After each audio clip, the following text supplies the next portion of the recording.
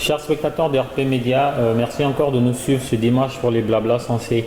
Aujourd'hui, nous aurons un seul thème et ce thème sera le Mali, d'une présidence illégitime sous Dioncounda Traoré à une présidence surveillée sous Ibrahim Boubacar Keïta. Et donc pour en parler, nous avons nos chroniqueurs habituels. Donc pour situer un peu les choses dans leur contexte, il faut rappeler deux, trois petites choses. Donc l'une des raisons qui ont anéanti toute capacité du président de la transition malienne Dioncounda Traoré de faire quoi que ce soit pour reformer l'armée malienne au lendemain du coup d'État et des attaques génocidaires du MNLA est le caractère illégitime que la France et le Quai d'Orsay ont bien voulu lui coller. L'une des raisons qui ont légitimé le fait que François Hollande, qui n'est pas malien, il faut le rappeler, aux dernières nouvelles, fixe la date des élections présidentielles du Mali et le caractère illégitime que la France et le Quai d'Orsay ont collé à la présidence de Dioncounda Traoré. La raison de tous ces qualificatifs très peu élogieux collés au président Dioncounda est d'une part pour garder un contrôle sur le Mali et d'autre part l'affaiblir à un moment précis pour l'offrir aux vindictes du MNLA. Il a été dit partout que le président issu des élections précipitées de 2013 bénéficierait de la légitimité et de la reconnaissance de la communauté internationale. En Afrique, il faut le rappeler, la communauté internationale, ça veut dire la France. Plus d'un an après ces élections vendues comme un sésame, le président Ibeka collectionne des manquements et son attitude provoque l'incompréhension et l'indignation. C'est dans ces conditions que ce qui était en réalité un secret de polichinelle fut officialisé par le FMI, à savoir des malversations financières dans les marchés d'achat d'armement et de l'avion présidentiel. Cette révélation fait suite à une mise à l'épreuve du Mali qui avait vu les partenaires financiers du Mali suspendre leur collaboration avec le Mali. Cette double révélation de surfacturation dans les marchés d'armement et d'achat d'avions présidentiels a contraint le Mali à annuler le dit marché d'armement. Les faits et gestes de Ibeka seront scrutés à la loupe par les partenaires financiers. Nous sommes ici pour en parler. Sommes-nous passés alors d'une présidence illégitime sous Dioncounda Traoré à une présidence surveillée sous Ibrahim Boubacar Keïta? C'est la question du jour. Moussa Badié Doumbia, qu'est-ce que vous pensez de cette thématique? D'abord, moi je pense qu'on n'est pas passé de la présidence illégitime de Dioncounda à la présidence surveillée de Ibeka, mais c'est plutôt une continuité, c'est juste que ça a changé de forme. On sait tous que depuis les années 95-94, avec les histoires de déréglementation qui sont arrivées chez nous, avec ces corollaires de décentralisation, et qui a mené aussi à la privatisation de la quasi-totalité des entreprises maliennes. Donc on sait très bien que dès lors, c'est les FMI qui tire les ficelles. Je ramène juste l'histoire à quelque chose qui me tient vraiment à cœur, c'est la décision par exemple de l'UNESCO et la contradiction avec les politiques du FMI et autres. L'UNESCO vous dit il faut envoyer tous les enfants à l'école. Par contre, il y a le FMI qui vous dit écoutez, il faut dégraisser l'État et vous payez trop de monde, voilà, il faut faire des coupes budgétaires. Et où est-ce qu'on coupe? On coupe au niveau des enseignants, on coupe au niveau des formations, au niveau des personnes qui sont utiles à la survie de la société. Par contre, il faut augmenter le nombre de militaires et le nombre des policiers. Donc du coup, on se retrouve dans un système barbare, dans un système gendarme qui fait que on asphyxie la société, on asphyxie l'économie. Par contre, on augmente un peu plus les militaires. Et ça, c'est juste une parenthèse que je voulais faire. Par ailleurs, si je dois revenir sur la question d'aujourd'hui, c'est de dire, Dioncounda, à la base, il n'était pas très très aimé par les Maliens, mais bon, les circonstances ont fait qu'il s'est retrouvé là. Et de ce côté, comme vous l'avez dit, Elijah, c'est que la France a tout fait pour le cataloguer illégitime. Moi, j'aimerais bien avoir une définition de la légitimité, en ce sens que déjà la constitution malienne, à la base, disait en ces termes que normalement Dioncounda était président. De ce fait, il est légitime selon les textes, et derrière, on était face à un vide juridique qui nous faisait voir tout simplement que les élections n'étaient pas organisables pendant les 21 jours de présidence que Dioncounda pouvait faire. Et derrière, qu'est-ce que nous, on va faire? On ne va pas laisser le pays sans dirigeant ou je ne sais pas. On nous a amené des termes du genre un président intérimaire avec un premier ministre de plein pouvoir qui a été compris, mais vraiment de manière dont je ne veux même pas citer parce que les gens ont cru à un moment que Premier ministre de plein pouvoir veut dire que ce Premier ministre surpasse ou surplante le président de la République alors que c'est faux. Le plein pouvoir, ça veut tout simplement dire qu'il jouit de toutes les compétences dont il a besoin pour pouvoir mener à bien ses activités et occuper son poste de Premier ministre. Quand on revient aussi sur la problématique du MNLA par rapport à tout ça, c'est que il fallait vraiment fragiliser davantage et surtout montrer une image d'un Mali moribond, d'un Mali incapable, d'un Mali complètement à la dérive, dont les Maliens même n'y croient plus. Je pense que quelque part, quand on a vu la création du président de la République à l'époque, Dioncounda Traoré, ce n'est pas anodin, je pense. Je sais bien que bon, les gens ont été manipulés, il y a des choses, mais la question qu'il faut poser, à qui ça profite, et surtout derrière aussi, qui paye tout ça? C'est nous les Maliens, on est en train de payer jusqu'à aujourd'hui. Je ne sais pas, on a tous suivi le débat qu'il y a eu il y a quelques jours sur France 24 où on apprenait, moi en tout cas j'étais médusé d'apprendre que pendant qu'on faisait des négociations à Alger et que l'armée française et des combattants du MNLA, entre guillemets, parce qu'on connaît tous la transition facile qu'ils ont entre un groupe et un autre. Donc dire que les militaires français ont eu une réunion sur la situation sécuritaire d'une partie du Mali, sans l'État malien, sans les militaires maliens, ça m'a resté vraiment patois. Donc voilà, c'est tout simplement un découlement logique des choses. Et quand on revient notamment aux problèmes financiers, à tout ce qui est malversation économique et tout, pour moi, c'est pas nouveau, c'est connu. Pendant que le Mali était brandé partout comme étant la vitrine de la démocratie, l'exemple à suivre partout en Afrique, on savait très bien ce qui se tramait. Il y a eu des ministres qui ont eu des financements sous prétexte pour créer des écoles dans des villages, ça n'a pas été fait. Je ne vais pas me permettre de parler à la place de certaines personnes, mais je pense qu'à un certain moment, nous avons eu un haut fonctionnaire de Quai d'Orsay qui, à l'époque, a même été licencié quand il a dit ses 4 vérités, en disant qu'on savait tous que le Mali allait finir ainsi, parce que ce soit les FMI, que ce soit la Banque mondiale, ils ont laissé faire tous les financements qui venaient, il n'y avait pas d'investissement. Avant de parler de faux contrats ou de surfacturation concernant les armes, oui, ça s'est fait aujourd'hui, mais pendant les 10 années, on sait bien qu'il n'y a pas eu d'achat d'armes. Pourtant, chaque année, il y a un budget, alors que le budget malien, quand on prend dans sa globalité, il y a une grande partie qui est financée justement par le FMI ou par la Banque mondiale. Donc du coup, pourquoi n'a-t-on pas fait d'études à cette époque-là pour vraiment mettre à nu ce système? Quand on sait qu'il est clair et net que l'armée n'a pas été réarmée et qu'on n'a pas été équipé pendant une dizaine, voire vingtaine d'années, je me pose bien la question, pourquoi aujourd'hui faut-il rebondir là-dessus? Cela ne veut pas dire qu'il ne faut pas le faire à un moment donné, mais tout simplement, pourquoi avoir attendu tout ça? Encore une fois, à qui ça profite? Donc, à mon avis, il serait bien, je vais juste finir là-dessus, il serait bien qu'on se pose des questions légitimes, comme aujourd'hui il s'agit de légitimité. Ça serait intéressant qu'on se pose des questions légitimes et surtout qu'on se demande pourquoi on nous impose certaines politiques. Et je l'ai déjà dit ici, il faut peut-être qu'on pense africain, il faut peut-être qu'on pense malien. Et il faut peut-être qu'on réfléchisse à des solutions africaines et maliennes à nos problèmes africains et maliens. Voilà. Donc Moussa Bagué, votre intervention était bien, mais vous avez oublié de parler, de nous dire si à votre avis le président Ibeka est dans une présidence surveillée ou pas.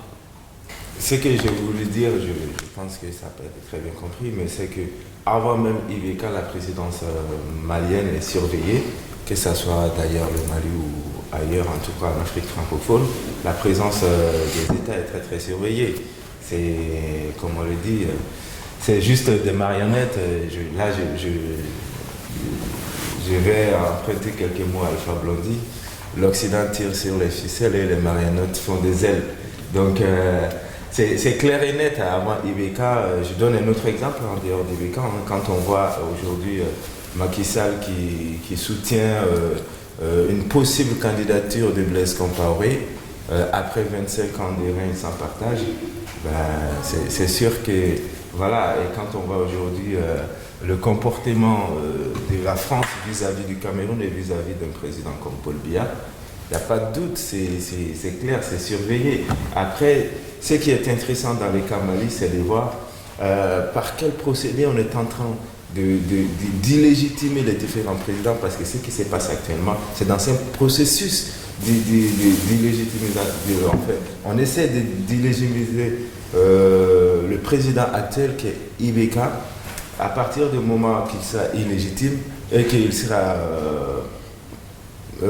détesté de tous les Maliens. Après, ça serait facile de lui faire tout ce qu'on veut, étant donné qu'on connaît tous la position de la France en particulier et de certains pays occidentaux en général.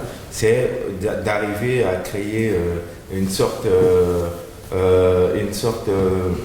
de statu quo, de sorte à exploiter les ressources minières et minéralières maliennes. Ce n'est même pas de dire qu'on va donner un pays aux rebelles ou à la population touareg et autres. On sait tous que dans l'absolu, ce n'est pas possible. Mais ce qui est par contre possible, ce serait de jouer sur la montre, de jouer sur le temps et de nous faire payer en longue haleine finalement pour nous sortir des formules qu'on connaît tous. Merci est complet. Amidou Toto Diarra qui nous fait l'honneur d'être là ce dimanche. Quelle est votre analyse de cette thématique-là? Est-ce qu'on est passé d'une situation de présidence illégitime de Dioncounda Traoré à une présidence surveillée sous Ibrahim Boubacar Keïta? Donc, présidence illégitime, présidence surveillée, les mots ne sont pas forts, parce que c'est des réalités. Ce que j'aimerais juste ajouter, c'est qu'il faut parler en termes de souveraineté. Est-ce que nous sommes souverains? Économiquement, juridiquement, territorialement, et puis voilà. Donc, à la lumière de ces réponses, on se rendra compte que oui, effectivement, que ce soit Dioncounda ou IBK, nous sommes, c'est des présidences illégitimes et surveillées. Donc, je pars du principe que Dioncounda, il est arrivé dans une situation où on avait besoin, il faut faire la genèse déjà du début pour comprendre pourquoi le mot il n'est pas fort, le mot illégitime. Parce que la constitution du Mali prévoit 40 jours après le départ de ATT, c'était 40 jours normalement, pour qu'on puisse organiser des élections et mettre en place un pouvoir soi-disant légitime, parce qu'il faut mettre en guillemets bien sûr tout ce qui est pouvoir en Afrique. Donc Dioncounda il est arrivé sous l'État. Normalement, légitimement, c'était lui le président de l'Assemblée, donc dire président par intérim ou tout. On a essayé de mettre un peu beaucoup plus de nuances qu'il ne fallait pour ça. Ce que j'aimerais dire aussi, c'est qu'à Bamako, ce qui s'est passé le jour de l'attaque de Conan était encore plus grave que la menace islamiste. Il y a beaucoup qui ne sont pas au courant. Après, ça relève un peu du secret de défense, donc je ne vais pas rentrer dans les détails. Nous, on voudrait que tu rentres dans les détails. Oui. Et à ce niveau, permettez-moi de ne pas aller jusqu'au fond, mais quand même, ce qui s'est passé... Il ne fallait pas nous en parler dans ce cas. D'accord, ce qui s'est passé à Bamako était encore plus grave que l'attaque menée à Conan. Parce que si vous avez vu, peut-être vous avez pu lire à gauche, à droite, que 48 heures avant l'événement, Dioncounda devait faire un courrier, il a disparu de la circulation, on ne sait pas où il était. Donc, parce qu'il y avait des tentatives de meurtre qui étaient ordies à Bamako, parce que la constitution malienne ne prévoit plus rien après la succession de Dioncounda. Le président, si ATT partait, il y a 40 jours, il y avait 40 jours à Dioncounda pour pouvoir organiser des élections. Et si Dioncounda partait, c'était un vide. C'était le chaos. C'est ce qu'on cherchait. Donc la France, quand il vous disait que le Mali n'allait plus exister en tant que tel, ce n'était pas parce que l'État islamiste allait s'emparer de Mopti, de Ségou, de Bamako, mais c'était, après Dioncounda, il y avait qui? Donc, c'était ces chaos-là. Donc, quand on comprend cet état d'esprit, on comprend Diongouna pourquoi il a précipité les élections. Parce qu'après lui, il n'y a plus le Mali. Et quelque part, c'est une reconnaissance pour sa personne. Sans vous couper. Oui. Sans vous couper. En gros, vous êtes en train de nous dire que la constitution malienne prévoit, en cas de vacance du pouvoir, que le président de l'Assemblée nationale prenne le pouvoir et en 45 jours organise des élections. Oui. Et si, au-delà, il n'y a pas il n'y d'élection, a plus rien. Demander à n'importe c'est un vide juridique. C'est un vide juridique. C'est un vide constitutionnel. Il y a beaucoup qui ne le savent pas. Sauf que, donc, Diongouna, il a été victime déjà d'une agression.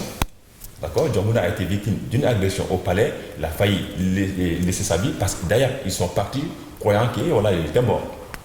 Donc, le but, comme ça, il est venu en France, il s'est soigné. La deuxième tentative, c'était le jour de l'attaque de Kona. Il avait disparu des circulations, des radars et tout, même la France ne savait pas où il était. Donc le risque à ce niveau, c'était que Diongouna disparaisse et qu'il y ait le chaos au Mali, il n'y a pas de présidence, on ne sait pas qui va venir, donc les militaires ou qui d'autre, voilà. Le but est recherché, je ne le sais pas, mais c'était, je ne sais pas, le but est recherché par qui, je ne sais pas, mais c'était vraiment le chaos. Donc en ce sens, Diongouna, il a été visité par la raison ou par la lucidité. Quelque part, il faut le reconnaître ça.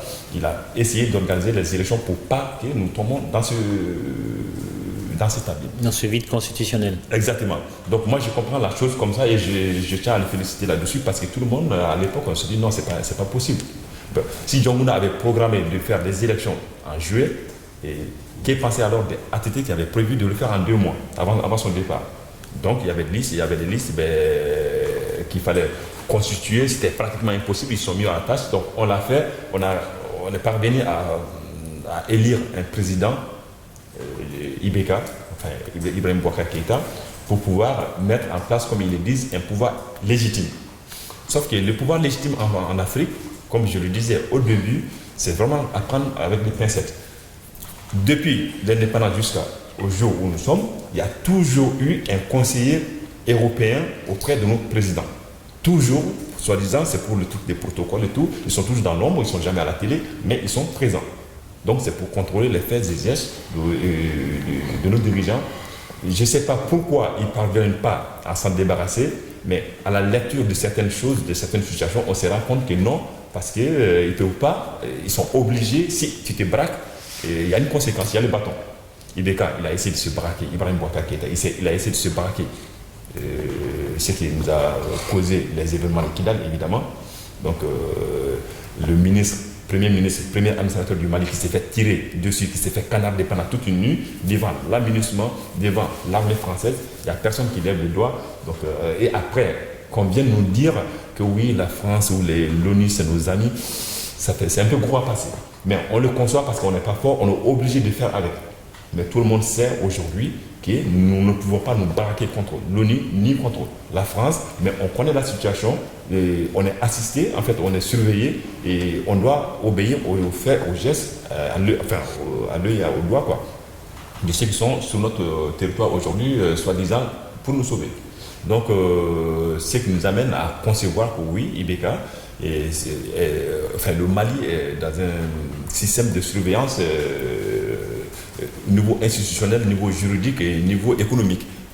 La preuve, FMI, je ne cautionne pas du tout ce qui s'est passé avec les ministres, l'achat de l'avion, le détournement, ces facturations, mais je ne conçois pas qu'une institution internationale soit-elle, disons, vienne foutre le nez dans nos affaires pour nous imposer de faire ceci ou cela.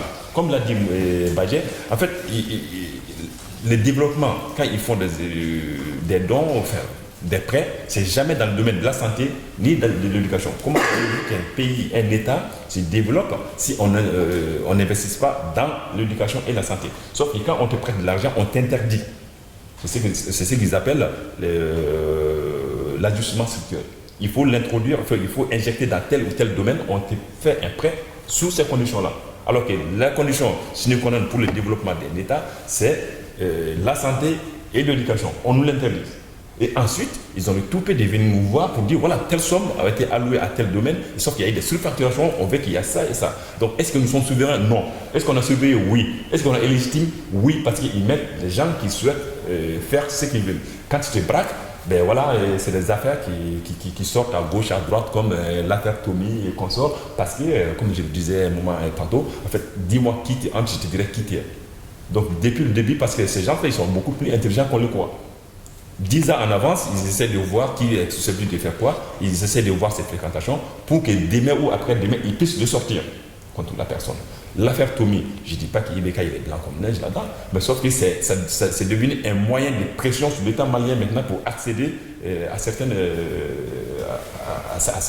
intérêts occidentaux. J'en prends pour preuve la restauration du palais de Koulouba. Les Chinois étaient décidés à le faire gratuitement. Je vais le révéler, mais sauf que la France a dit niet, il faut que le marché passe par bouille à 1 milliard. Et ces 1 milliard sont pris dans le don des 3,2 milliards d'euros qui devaient être donnés au Mali. Donc ça nous revient à la discussion de dimanche dernier où on parlait d'investissement, mais c'est les mêmes personnes qui donnent et qui reprennent. Bon, en plus de ça, si nous avons des gens qui s'amusent à surfacturer, donc on ne s'en sortira pas. On est surveillé et on est légitime. Voilà, donc c'est pour répondre à la question. Pour que le Mali se développe, ou le Bénin se développe, ou l'Afrique, il faut des modèles africains, des modèles maliens, des modèles béninois, planifiés par des Maliens, des Béninois, des Africains. On ne peut pas, aucun autre pays au monde n'a intérêt à ce que son voisin se développe, parce que ce n'est pas un jeu à somme nulle. Tout ce qui est une perte pour le Mali, pour l'Afrique, pour le Bénin est un gain pour d'autres pays. Et donc ces pays-là ont intérêt à ce que le statu quo demeure. Éric Adéchamps, on veut entendre votre analyse par rapport à cette situation-là. Est-ce que le Mali est passé d'une présidence illégitime sur Dioncounda Traoré à une présidence surveillée sur Ibrahim Boubacar Keïta? La problématique est intéressante aujourd'hui puisqu'on parle de légitimité d'un ancien président et de surveillance de la gestion d'un nouveau. Je pense que mes prédécesseurs l'ont dit. Il a été important quand même de souligner l'histoire du Mali, en particulier l'alternance qu'il y a eu au pouvoir avec Dioncounda, qui est arrivé dans des circonstances, il faut l'avouer, un peu chaotiques, qui a essayé tant bien que mal de pouvoir sauver le Mali et le peuple malien en particulier de cette impasse. Mon collègue qui m'a précédé, Toto, il a souligné vraiment comment ça s'est passé, le déroulement des événements. Mais c'est important quand même de comprendre que la légitimité, en tout cas d'un président, ou même de tout individu, il y a un cadre qui est vraiment le cadre constitutionnel, puisque là on parle de président dans nos pays. Il faut dire que dans les statuts, dans la constitution malienne, en cas de vacance du poste de président, c'est légitimement le président de l'Assemblée nationale qui prend la succession. Manifestement, c'était le cas.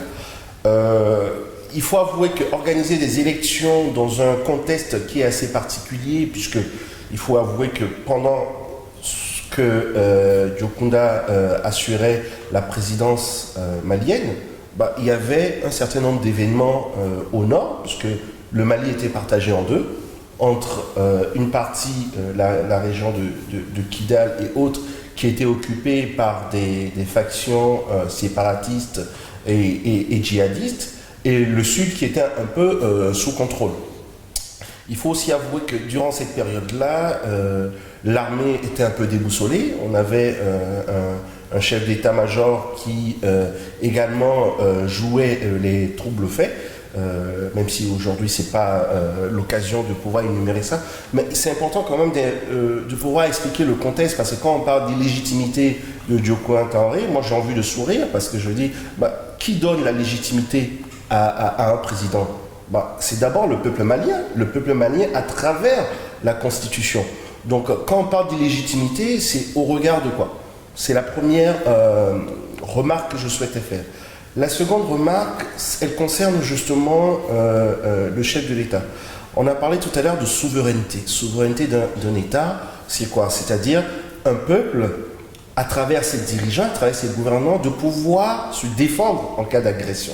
Manifestement, cette condition-là n'était pas encore respectée, et même aujourd'hui, c'est toujours d'actualité qu'il se passe des choses dans une certaine région du Sahel en Afrique, y compris le Sahel malien qui n'est pas sous contrôle.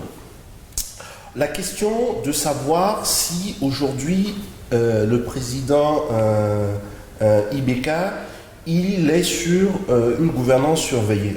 Bien évidemment, c'est-à-dire que quand vous avez le FMI qui vous prête de l'argent, parce que ce ne sont pas des dons, moi je n'y crois pas forcément, qui vous prête de l'argent, forcément ils ont un regard sur l'utilisation de ces fonds. Je ne vois pas pourquoi aujourd'hui le FMI va s'opposer, en tout cas à l'acquisition des avions ou à l'acquisition d'armes, puisque ça relève de la souveraineté. Pour moi, c'est de l'ingérence, en tout cas dans la gestion des affaires publiques. Mais c'est vraiment aussi une manière de prendre des pincettes, parce qu'en disant que c'est de l'ingérence, oui, mais votre banquier, quand il vous prête de l'argent, il veut bien savoir qu'est-ce que vous allez en faire. La particularité qu'il faut comprendre aujourd'hui, et moi je l'ai dit, les institutions internationales, que ce soit le FMI, la Banque mondiale ou autres, ils n'ont jamais développé un pays. C'est-à-dire que si un pays aujourd'hui il cherche à se développer, qu'ils aillent sur les marchés des capitaux pour pouvoir emprunter de l'argent. Parce que aujourd'hui, si vous souhaitez demander, vous allez demander au FMI, mais vous n'êtes plus maître de vous-même. Nous avons vu des exemples dans un certain nombre de pays, comme l'Argentine aujourd'hui, qui étaient dépendants un peu de la Banque mondiale. Mais il a suffi que la Banque mondiale aujourd'hui fasse pression sur le gouvernement argentin pour que la monnaie argentine puisse connaître un peu des soubresauts sur le marché international. Il est important quand même de souligner que dès lors que vous allez au niveau de ces institutions internationales, vous perdez une partie de votre souveraineté. Aujourd'hui, l'histoire nous montre que les différents programmes d'ajustement structurel n'ont jamais développé l'Afrique.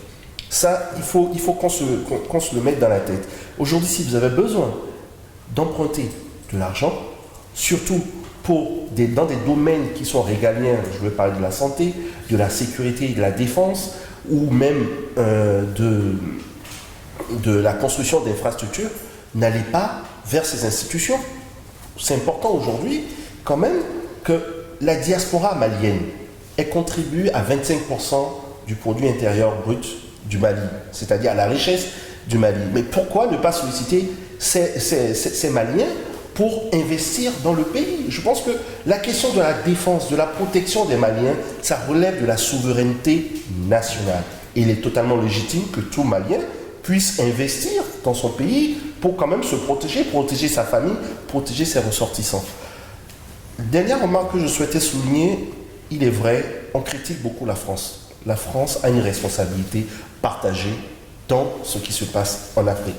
Parce que, moi je veux dire, aujourd'hui, si nous avons une région sahélienne qui est un peu, qui n'est pas protégée, qui est ouverte à toutes les factions djihadistes, mais ce n'est que le reliquat de ce qui s'est passé au Mali, en Libye, excusez-moi. Pourquoi aujourd'hui on a cette région-là avec suffisamment d'armes qui circulent et on n'arrive pas à contenir ces factions? Parce qu'avant, il y avait le dirigeant libyen, qui était Muammar Kadhafi, qu'on a, sous prétexte qu'il n'était pas assez démocratique, on a enlevé du pouvoir, voire on a conduit vraiment à sa décadence, puisqu'il a été tué. Et aujourd'hui, on s'étonne de ce qui se passe au Mali, au Niger ou ailleurs, même au Tchad, pour ne citer que ces pays-là. La responsabilité de la France, elle est, je vais dire, permanente. Et il est important quand même qu'on comprenne que la France protège aussi ses intérêts. C'est-à-dire que si aujourd'hui, il y a au Mali une présence de l'armée française, c'est parce que pendant longtemps, la France a cherché à avoir un pied à terre au Mali et n'a pas pu l'avoir puisque les présidents qui étaient là auparavant n'auraient jamais souhaité avoir une présence française au Mali. Manifestement, le fait que le Mali s'est retrouvé dans une impasse en matière de défense, la nature a horreur du vide. Les Français ont occupé le terrain. Aujourd'hui, ils sont présents au Mali. Demain, je suis sûr qu'ils seront présents au Cameroun, puisque dans la sous-région, ils n'avaient pas de base militaire. Ils avaient certes une base militaire au Gabon, mais ce qui se passe aujourd'hui au Cameroun, avec Boko Haram et au Nigeria, mais sachez que le Nigeria n'ouvrira jamais ses portes pour avoir une base militaire française dans son précaré. Donc, pour pouvoir surveiller ces différents mouvements, la France a besoin d'avoir une présence sur le continent africain à travers un certain nombre de pays avec qui ils ont signé des accords de défense. Ces accords de défense, ils sont favorables à qui? Pas forcément favorables aux pays africains. À chaque fois qu'il y a un problème, même des problèmes internes à certains pays, mais on sollicite l'aide des partenaires. Quand vous appelez des partenaires étrangers à la rescousse pour éteindre le feu qu'il y a chez vous, forcément, vous vous dépossédez d'une partie de votre souveraineté. Très belle analyse, Moussa Badié, je vois que tu as envie de parler, je te laisserai la parole tout à l'heure. Il faut rappeler certains événements qui ont eu lieu juste la semaine dernière ou cette semaine même. Il faut rappeler que le Premier ministre du Mali, Moussa Mara, était en visite en France, donc il a été à une conférence à l'OCDE pour parler du développement de l'Afrique. Bon, déjà en soi, c'est bizarre. On veut développer l'Afrique et c'est à Paris qu'on vient en parler. Et ensuite, il a été à l'Assemblée nationale française pour parler justement de sécurité dans la zone sahélo-sahélienne avec deux députés français que je trouvais assez condescendants, qui parlent quand même à un Premier ministre et ils oublient qu'ils ne parlent pas à un collègue député. Et bref.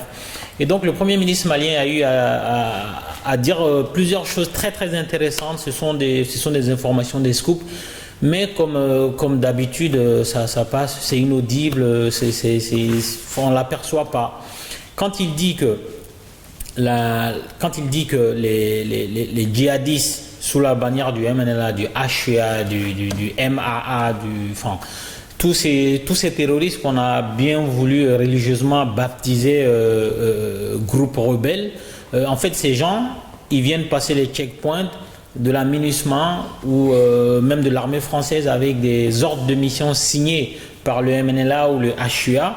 Ils vont poser des bombes pour tuer des soldats nigériens, tchadiens ou même sénégalais et ensuite ils reviennent. Enfin, ça ce sont des données que tout le monde sait au nord du Mali. La France le sait. Si le Premier ministre malien le sait, c'est que la France le sait.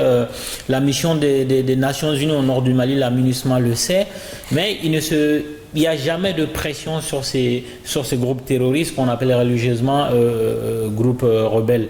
Et donc, il y a ce fait-là, il y a aussi le fait que la majeure partie de ces terroristes qui occupent le nord du Mali ont la nationalité algérienne, en plus d'avoir d'autres nationalités. Et ces terroristes vont se ravitailler en carburant et en munitions en Algérie au vu et au su de tout le monde. Quand la communauté internationale, c'est le nom le plus sexy qu'on donne à la France en Afrique occidentale française. Quand la communauté internationale impose au Mali d'aller à des négociations avec des terroristes qu'on refuse de nommer terroristes dans un pays étranger, en fait c'est une façon non avouée mais avérée pour déposséder le Mali de toute sa puissance de frappe en termes de négociation. Et donc j'ai eu à faire un article dessus qui est consultable sur le site d'RP Média. Il ne faut rien attendre de cette négociation. Le jour où les négociations auront lieu en terre malienne, avec moins d'intermédiaires, c'est-à-dire moins de facilitateurs que de protagonistes, ce jour-là, effectivement, on pourrait commencer à envisager une solution au problème malien, parce que c'est un problème malien. Même s'il y a des terroristes internationaux qui se retrouvent au nord du Mali, même s'il y a d'autres choses, c'est un problème malien.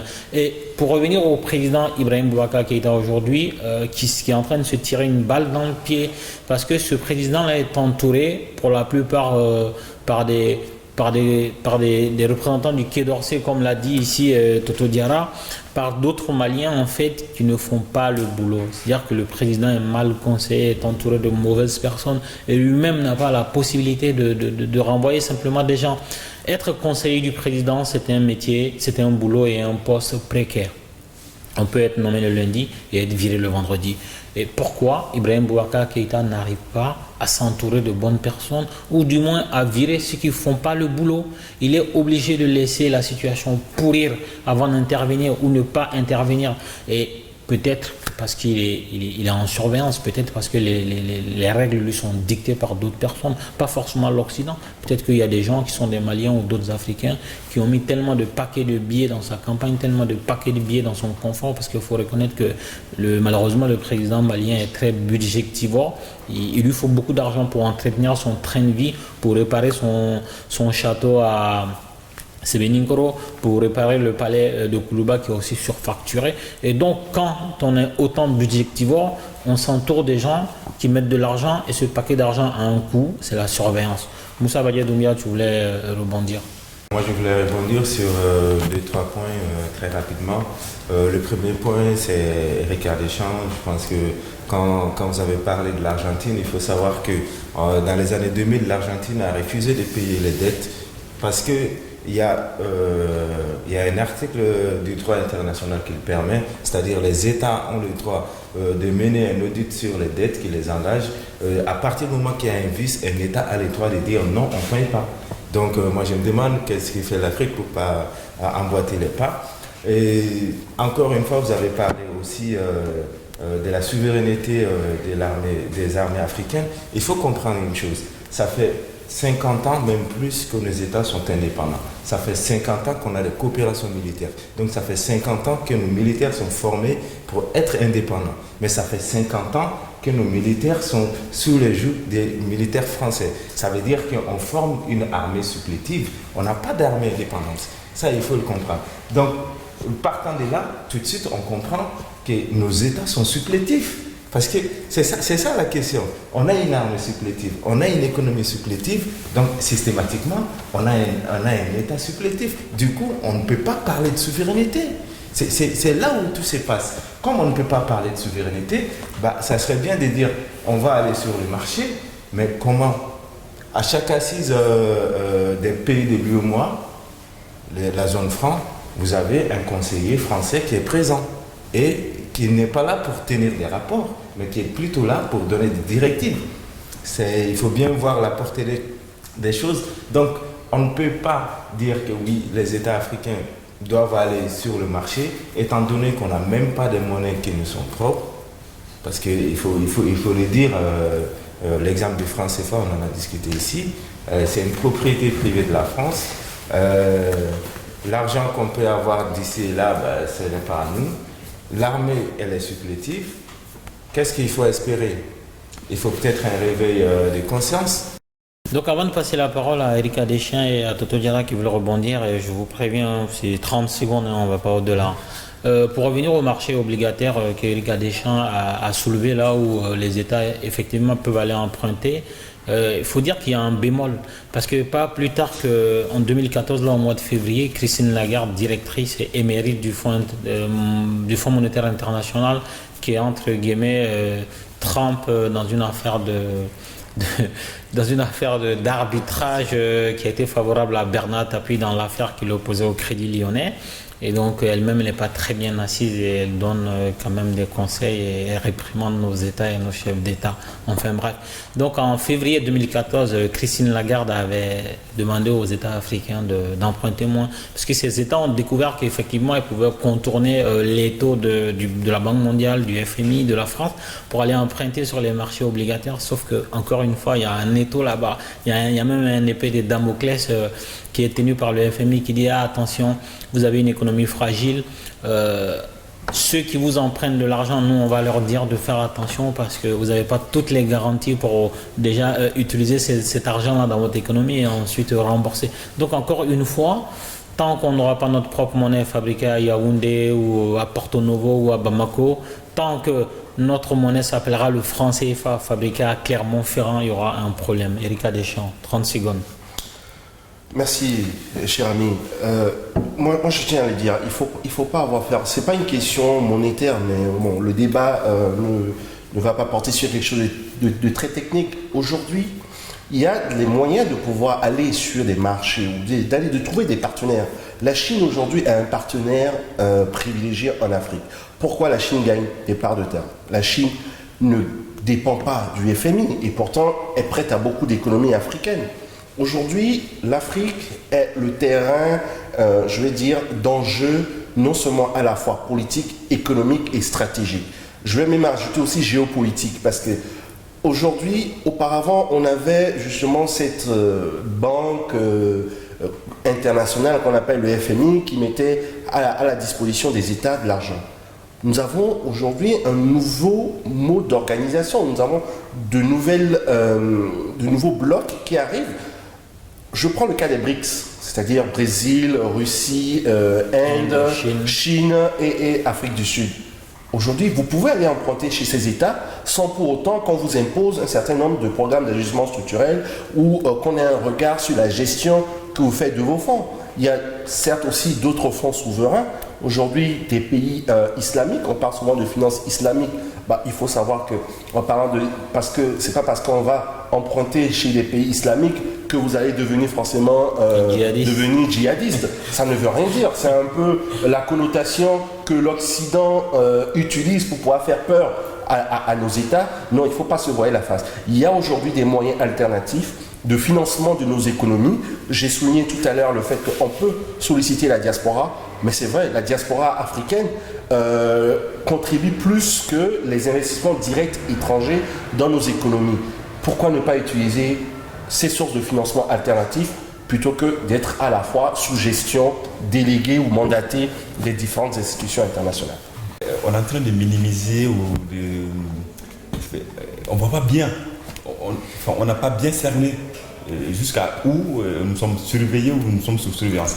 Parce que quand on parle uniquement de l'économie, oui, on peut c'est un facteur pour se développer, mais évidemment, il n'y a pas que ça. Il y a le volet juridique, il y a le volet culturel. Juste sur le volet culturel, je prends un exemple. Par exemple, moi j'estime que tous les présidents africains, ne serait-ce que pour la postérité, aimeraient que leur pays soit développé. Mais qu'est-ce qui les en empêche? L'exemple que je vais donner du côté culturel, par exemple, c'est l'exemple de RFI. IBK, par exemple, Ibrahim Boubacar Keïta, donc depuis janvier 2014, au début de l'année, la France souhaitait ouvrir sa base au Mali. On a laissé traîner. On a essayé de le prendre à la gorge jusqu'aux événements du 21 mai, avec le départ de Moussa, du Premier ministre à Kidal, fait son voyage sur Kidal. Et en fait, il suffit qu'un président essaie de se braquer contre ce qui doit être normal, et que voilà, donc on soulève un problème, et RFI dit oui, non, mais le président il est trempé dans telle ou telle histoire, dans telle affaire, pour que l'Africain même dise ah oui, ça a été dit sur RFI, boum, il lâche le président, il se dit, même quand bien même que c'est vrai, il suffit que RFI dise quelque chose pour que l'élan que le président avait entrepris pour garder la main sur une situation s'envole. Ça, c'est notre gros souci. RFI, Jeune Afrique écrit. Et voilà, donc si on se souvient, ceux qui ont encore le bon souvenir, on s'est rendu compte que l'affaire Tomi a commencé juste en mois de mai et pour mettre la pression. Et Ibeka, il a fini par se plier. Et s'il avait le choix? Non, parce qu'on est encore une fois de plus sous surveillance. Ce n'est pas que monétaire, ce n'est pas que juridique, c'est aussi culturel. Donc il faut qu'on essaie même si c'est par la force, il faut qu'on essaie de faire quelque chose, parce que ça n'ira pas, personne ne viendra nous offrir notre souveraineté, ce sera à nous de se battre. S'il faut aller la chercher avec les dents, il faudra y aller, mais parce qu'à un moment donné, trop, ça sera trop, ça va aller dans tous les sens, parce que le peuple ne pourra plus supporter, et il ne faudra pas attendre arriver à ces points de rupture pour pouvoir bouger. Il faut prévenir, il faut prévoir, avoir une certaine vision, parce que les vautours qui sont autour de nous aujourd'hui, qui essaient de nous prendre à gauche, à droite, ils attendent que ça pourrisse pour qu'ils puissent enlever les yeux, les pattes et tout ce qui est prenable là-dessus. Donc, n'essayons pas de rester les bras croisés, essayons d'avoir la vision. Je suis conscient et j'espère que tous les présidents africains aimeraient que l'Afrique sorte, mais il faut avoir tout petit peu de courage pour ne pas plier. C'est ce que je voulais ajouter. Tout ceci est beau, tout ceci a été bien dit. Je vous remercie mes chers chroniqueurs Moussa Badje Doumbia, Midou Toto Diarra et Ricard Deschamps, qui nous fait plaisir de venir nous apporter la profondeur de ces analyses. Chers spectateurs, merci de nous avoir suivis. À dimanche prochain pour d'autres blabla.